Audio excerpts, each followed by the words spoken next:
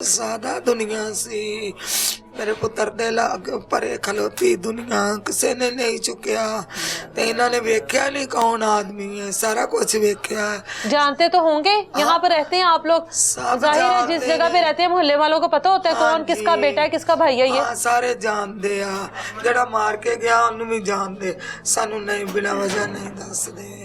अच्छा जिन्हें मारे उन्होंने भी जानते ने सारे, वो भी इत्थों दा ही है।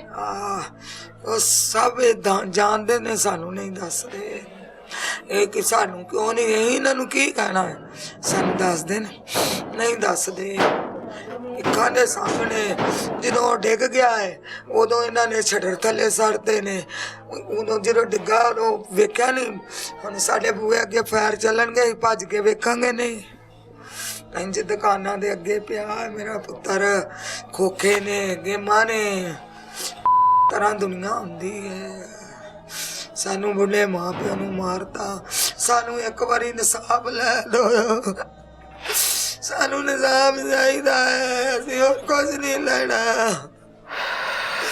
मैं तो यही लेना है मेरे बच्चे का इंसाफ मिलू सानू बुढ़े मारिया मार गया मेरा बच्चा।